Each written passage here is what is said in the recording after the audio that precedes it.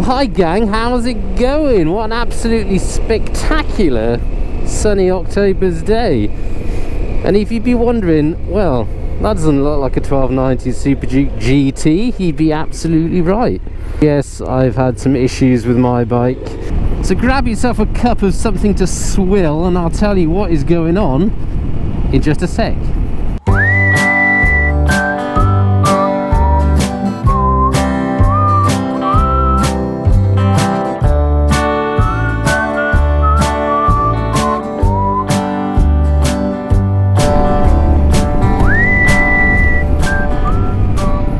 Yes, I'm currently sat on the 1290 Super Adventure S, and that is because my bike is busted.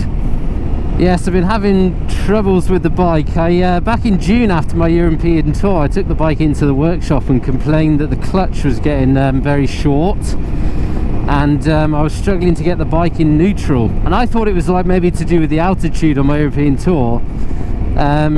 To which KTM said it's perfectly normal, KTMs are like that, all of them are like that, yada yada yada. And I was like, oh, okay, well, it's not really normal to me, but okay, I'll take your word for it.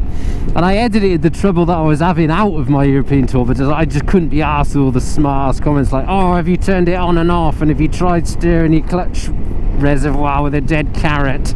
But subsequently it's been getting worse and worse, and the lever is now fully out, fully adjusted. I can't adjust it anymore, and it became very, very short, very spongy, and I was struggling at all to get the bike into neutral. So I took it back there and said, look, that is not right, something is wrong with that. So yeah, a guy from the workshop come out and had a look, and as soon as he started pissing around with the clutch lever, he said, yeah, there's something not right there. I said, you know, could it be something like, you know, just needed bleeding? He said, yeah, it could be, blah blah blah. But then he started rattling on about, oh, I see you've got aftermarket levers on your bike. Oh, and I see you've taken the slave cylinder off to put some SW Motec protection on it, blah blah blah. This is going to avoid your warranty. Now, I haven't got a problem with, you know, things have probably happened in the past where people have put stuff on their bikes and subsequently something's gone wrong and it's been due to that part, blah blah blah.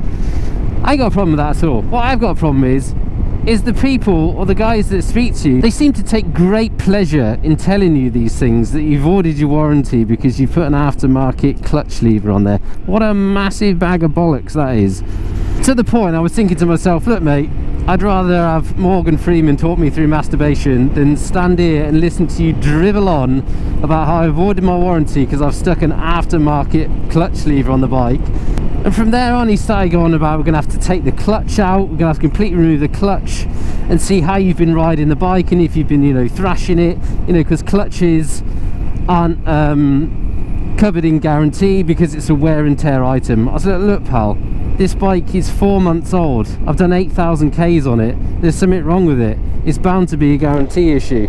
Yeah, we're going to have a look and blah blah blah. And they're like, well, do us a favour and just bleed the system for me because I bet that makes it better and blah blah blah. And so we did that and came back and said, yeah, we bled it, but it's not helped at all. And but what I think it is, he said, either your master cylinder on the bars is knackered or the slave cylinder down on the engine is buggered. So what we'll do, we take the bike in. It's probably going to take a week, but I'm going to have to strip it down and find out which part is knackered, order it, blah blah blah. And it'll probably be covered under guarantee. It's been dead nice after that. I said, okay, that's cool, but I'm going to need a courtesy bike to get home, obviously. Yeah, we can give you one of them, but you have to pay for that. Well, why do I have to pay for that if it's a guarantee, under guarantee? Yeah, KTM don't cover, they don't give you free loan bikes for anything, whether you service guarantees, etc, blah blah blah. And by then I'd had enough, so I spoke to the boss. Boss is a really good guy, we get on well, and he sorted me out. So I've got this for a week for free, and I get my bike fixed for free under guarantee. Why can't it just be like that at the start? Why do they have to stand there in front of you and try to put the shitters up because you've touched your bike and you've voided your warranty? Jesus Christ. But enough about that, it's turned into a bit of a rant. I didn't want it to be that way. I've got it all sorted, we're fine, I'm not going to have to pay anything. I was hoping to get the bike back yesterday, the Friday, it's now Saturday, but the parts hadn't arrived, so it's looking more like Monday. So after work Monday, I'll be off to pick up the bike. Well guys, I have had the call. The bike is ready to be picked up. Sorry for ranting earlier, but sometimes things just get under your skin and it's just annoying, but hopefully it's all been sorted out and I don't have to pay a penny. So we're on the way to the dealership now to pick up the steed, and hopefully all is good. Now it was sunny when I set off. But look at that over there. He's absolutely honking it down over there. So I could be getting wet.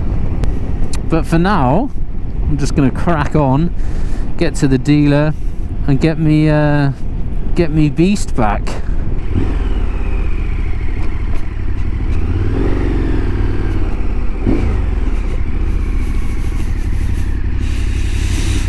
And dump it in here. There she is over there, in fact. Oh yes, much nicer. So basically what was happening was the biting point of the clutch was getting closer and closer to the lever. Now I installed these levers when it was new. I had it on 3.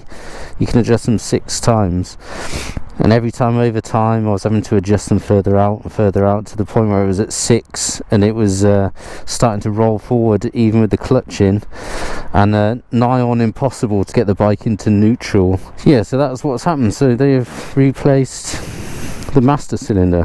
Feels good to be back on a... Oh yes, clutch is good, clutch is good. Oh, feels how it should feel. You don't really know, although you notice that something's wrong, you don't really know how bad, because after a while you just get used to it being bad, and then all of a sudden it's nice, feels odd. Beautiful, beautiful, slips in, butter smooth. God, what was I doing? Yeah, as I said, took the bike in back in June and told them there was an issue, and they said it's fine. Blatantly wasn't fine, was it? So from June until now, what are we now? October, 1st of October today. So over that time it's just got progressively worse, to the point where I thought this blatantly isn't normal. How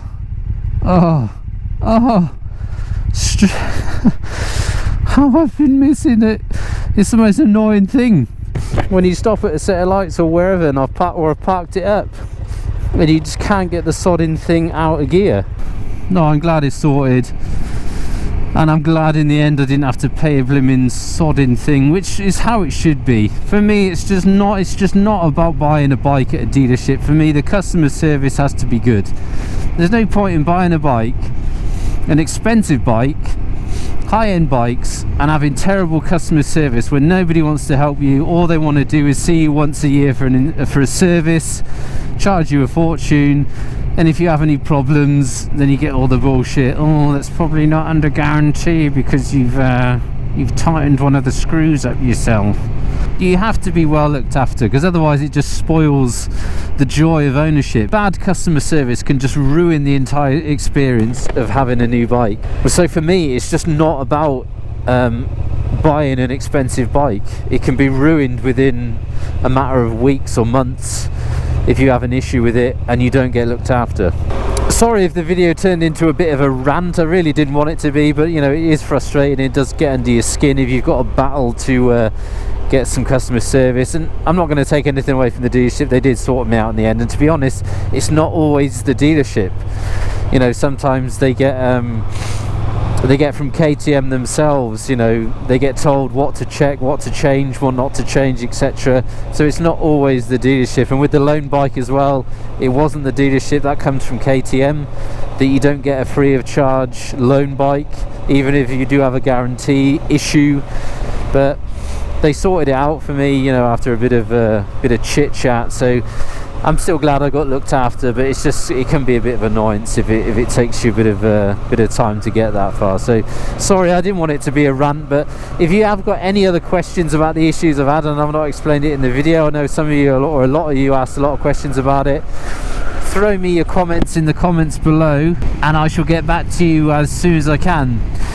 So that's about it for today. Again, I've got a load of videos still to edit. As I said, a couple from the European Tour, a lap of the Nürburgring, and some videos and some content from 2 or 3 other weekends away that I've had that I've still got to edit, so plenty of time to do that now as the weather's getting a bit naff, and over the winter I can edit some more content and fire it out there to you guys. I am now going to get on home, and I shall see you in the next one. So thanks for watching, hopefully that's been of interest and helped some of you, and I shall see you in the next one. Catch you next time, take care, ride safe.